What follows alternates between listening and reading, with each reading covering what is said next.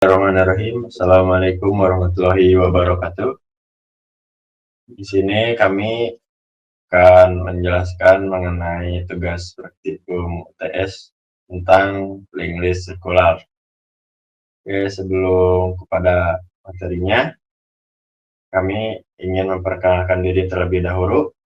Nama saya Muhammad Ilyas Satria Fauzan, dan di tengah ada Muhammad Fatih Ulumuddin, dan di sebelah kiri ada Muhammad Fatir Al-Mukhrij.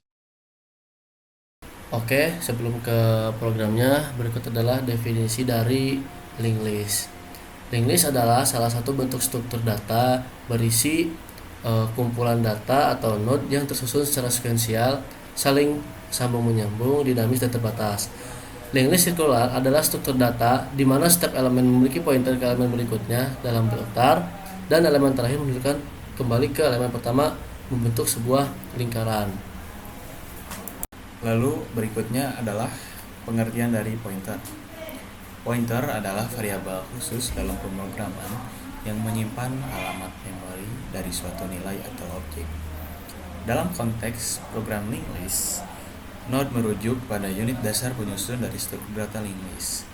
Setiap node dalam linked list menyimpan satu elemen data atau lebih dalam beberapa kasus, dan biasanya memiliki satu atau lebih pointer yang merujuk ke node berikutnya dalam urutan. Fungsi pointer pada linked list. Setiap pointer itu untuk setiap node memiliki dua bagian. Satu bagian untuk data, dan yang lainnya adalah pointer yang merujuk ke node berikutnya dalam urutan. Dengan menggunakan pointer, kita dapat dengan mudah menambah, menghapus, atau mengakses elemen-elemen dalam linked list tanpa perlu menggeser seluruh data, struktur data seperti yang biasanya terjadi pada array. Ini membuat linked list sangat efisien untuk operasi-operasi tertentu, seperti penambahan atau penghapusan elemen di tengah-tengah struktur data. Oke, selanjutnya kita membahas mengenai program yang kita buat. Yang pertama itu ada inisiasi linked list menggunakan void init. Fungsi ini digunakan untuk menginisialisasi linked list. Nah, berikut kita lihat visualisasi di sini ya. Pada fungsi ini si pointer head dan tail itu diset menjadi 0. Nah, menandakan bahwa linked list itu masih kosong. Selanjutnya ada memeriksa apakah linked list itu masih kosong menggunakan fungsi bool is empty. Fungsi ini digunakan untuk memeriksa apakah linked list kosong atau tidaknya. Nah, di sini visualisasi yang kita lihat, fungsi ini mengembalikan nilai true jika head bernilai 0, linked list kosong, dan false jika head tidak bernilai 0, linked list tidak kosong. Baik, selanjutnya yaitu menambahkan node di depan, yaitu add first. Fungsi add first sendiri digunakan untuk menambahkan data baru di depan linked list. Fungsi ini membuat node baru dengan nama, harga, dan stok yang diberikan, dan kemudian menghubungkan node baru ke node yang sudah ada di linked list. Visualisasinya adalah sebagai berikut. Add first ialah jadi menambahkan node di depan pada node yang telah ada. Selanjutnya menambahkan node di belakang atau add last. Fungsi add last digunakan untuk menambahkan data baru di belakang linked list. Fungsi ini mirip dengan add first, tetapi menghubungkan node baru di node terakhir di linked list yang telah ada. Ya, berikut adalah visualisasinya. Jadi add last ini berposisi di paling akhir sebelum tail. Jadi node yang telah ada diisi dengan node baru paling akhir. Lalu berikutnya adalah menambahkan node di tengah atau add after. Fungsi add after digunakan untuk menambahkan data baru di tengah linked list setelah node tertentu yang ditentukan. Fungsi ini terlebih dahulu mencari node yang ingin dijadikan sebagai node sebelumnya, dan kemudian menghubungkan node baru setelah node tersebut. Visualisasi dari add after ialah di mana node baru berposisi di tengah-tengah node yang telah ada. Oke, di sini ada menghapus node di depan. Menggunakan fungsi remove first digunakan untuk menghapus data yang ada di depan linked list. Fungsi ini Lebih dahulu memeriksa apakah link list kosong. Jika kosong, fungsi akan menampilkan pesan dan keluar. Dan jika tidak, fungsi ini akan menghapus node pertama dan memperbarui pointer head dan tail sesuai dengan kondisi yang ada. Oke, ini visualisasinya, yaitu visualisasi removers, yaitu menghapus node pertama.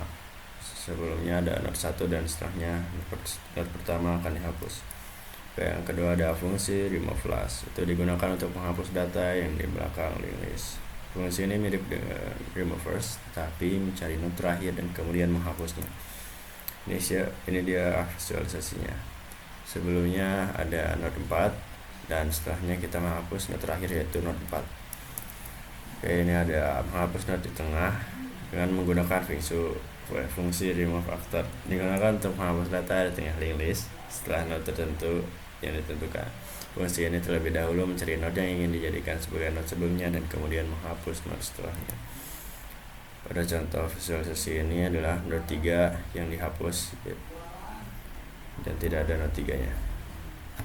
Oke, selanjutnya ada menampilkan data barang dengan fungsi void display list. Fungsi display list ini digunakan untuk menampilkan data barang yang ada di dalam link list. Fungsi ini iterasi melalui link list dan mencetak nama, harga, dan stok dari setiap node. Berikut visualisasinya, dia akan mencetak sesuai urutan node. Jadi yang node pertama itu di atas dan node yang terakhir itu ada di bawah. Selanjutnya ada menghitung node dengan fungsi integer count nodes. Fungsi count nodes ini digunakan untuk menghitung jumlah node yang ada di dalam link list. Fungsi ini diiterasi melalui link list dan menghitung setiap node yang ditemukan. Nah, visualisasinya sebagai berikut. Yang pertama, inisialisasi variabel count dengan nilai 1. Karena node pertama itu sudah dihitung. Yang kedua, lakukan iterasi melalui link list dimulai dari head. Yang ketiga, pada setiap iterasi hitung variabel count. Yang keempat, hentikan iterasi ketika node yang dikunjungi adalah head node terakhir. Yang kelima, kembalikan nilai count sebagai jumlah total. Berikutnya ada memasukkan barang dengan fungsi void input barang. Fungsi input barang ini digunakan untuk mengambil input data barang baru dari pengguna dan kemudian menambahkan data tersebut ke link list, di mana fungsi ini terlebih dahulu meminta nama, harga, dan stok barang kepada pengguna. Kemudian fungsi memanggil fungsi add first untuk menambahkan data tersebut ke depan link list. Nah, visualisasi seperti ini. Jadi dia head dan tail itu dia bernilai 0. Setelahnya dia akan menambahkan barang yang baru gitu. Oke, selanjutnya di sini ada hasil dari program yang kita buat. Di sini kita udah ada barang 2 yaitu rokok dan popok. Lalu kita akan menambah barang depan. 1 kita menambahkan beras di depan. Lalu kita menambahkan di belakang yaitu odol. Lalu kita menambahkan barang setelah node tertentu. Kita memilih di sini setelah rokok yaitu pulpen. Nah, kita tampilkan beras di pertama, pulpen di tengah, odol di terakhir. Lalu kita ada hapus barang depan. Oke, telah dihapus. Lalu barang 5 juga telah dihapus. Nah, kita ada hapus barang setelah node tertentu. Kita pilih sesudah rokok yaitu popok. Nah, akan dihapus. Kita tampilkan dan yang tersisa itu rokok sama pulpen. Nah, lalu ada fungsi berikutnya yaitu hitung jumlah node, yaitu ada dua node rokok sama pulpen. Lalu ada input barang lagi, input barang baru yang ditambahkan di depan node pertama setelah head, yaitu buku. Nah, kita tampilkan lagi seperti ini. Lalu yang terakhir itu mungkin fungsi buat keluar ya. Kita keluar dari program dan selesai. Mungkin ini adalah beberapa program yang kita buat, kita spill gitu. Mungkin dan di sini juga kita telah menyantumkan hasil-hasil setiap program, setiap operasinya gitu kan. Nah, di sini ada dokumentasi waktu saat kita mengerjakan program ini. Mungkin cukup sekian penjelasan yang bisa kami berikan mengenai link list sirkular. Mohon maaf jika kami masih banyak ucapan dan penjelasan yang kurang karena kami juga masih belajar. Terima kasih telah menonton video kami. Semoga video bermanfaat. Wassalamualaikum warahmatullahi wabarakatuh.